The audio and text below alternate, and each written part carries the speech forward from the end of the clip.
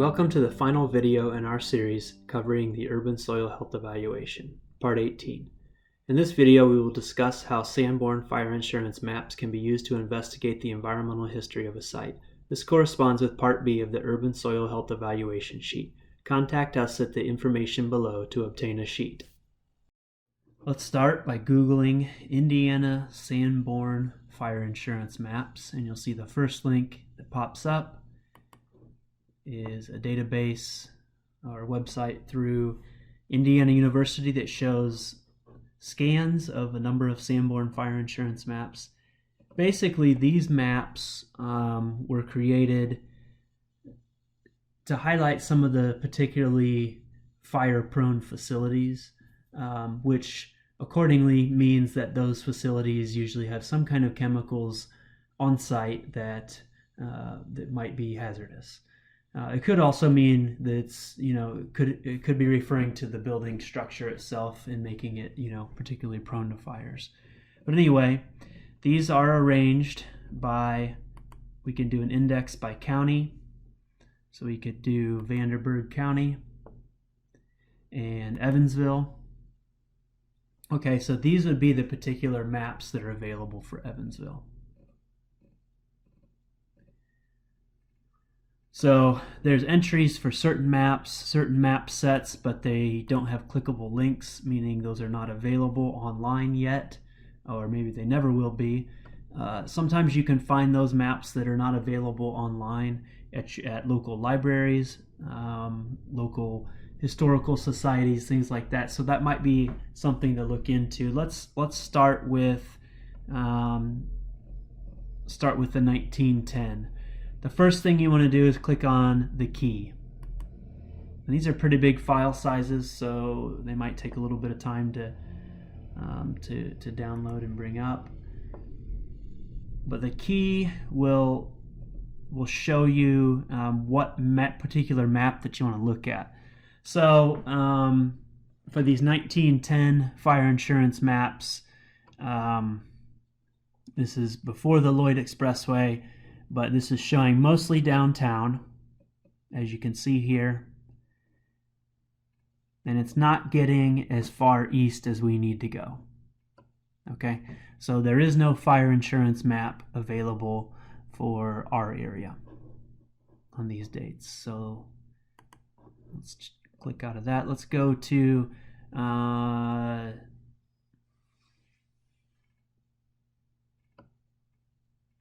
let's go back and look at maybe the 1910 maps. The previous set of 1910 maps, I should say. Okay. Now this one seems to show a little bit broader area, showing some of the western part of the downtown area, but again, it does not go as far east as we need. So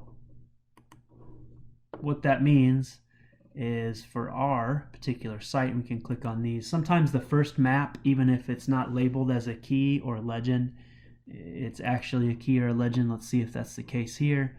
Nope, this is showing a specific facility. So what it looks like is our site is not shown on any of these fire insurance maps. We can go back and look at an older map, but generally, if it doesn't show up on the most recent year for these maps, it's not going to show up on the older maps. Let's just click on one of these maps and take a look at it, and I'll show you some of the features that you can see on some of these maps. Okay, so I got one of these maps pulled up. Let's take a closer look at one of these just to show you an example. Again, this isn't our site because our site didn't have any Sanborn fire insurance maps available for our area, but I wanted to show you what some of these look like and some of the features that you might look for. So there's a lot going on these maps, but they show you what the building is made of. And again, I would recommend Googling Sanborn fire insurance map key or legend. It's usually helpful to use when you're looking at these. But for example, if we scroll down here, you can see behind this particular building there's a gasoline tank. Okay, so that would be a red flag. There's a lot of information on these about the structure, which would be useful for firefighters and things like that. But what you're looking for is, once you find your building, you're looking for things that might tip you off that there's an environmental issue. So like I said, the gasoline tank that we found back there would be helpful. Sometimes any kind of circular object like that could be a tank, so make sure you look at the key or legend, and see if that tells you anything. You'll see things like engine rooms or machinery shop for some of these things that would be labeled. I'm not seeing any of that on here specifically, but those are things that you typically look for. Engine, 30 horsepower, 20 horsepower, so you're talking about an engine room or something like that. A paint mill, again, could be an environmental issue.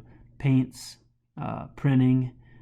Here's a 180-gallon gasoline underground storage tank here. So those are things that you're looking for. Again, our site didn't have any of those features, didn't even have a map available. However, this is what you're looking for, and especially if you're in a downtown area, there's probably going to be a Sanborn map available, and there might be some interesting information there.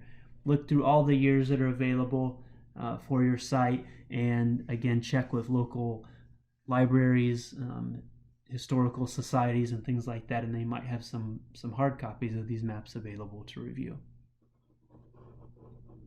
Weren't available for our site. We'll just list not applicable. Overall, since there was no confirmed evidence of environmental contamination, I think it's reasonable to put our site in a tolerable category. And as the description says, we should practice caution, as there may be some environmental issues that would hinder safe agriculture. Gathering additional information about the historical commercial operation at the site would be wise. Utilizing practices such as no-root vegetables, using raised or mounded beds, or putting down a mulch barrier beneath beds may be a good idea.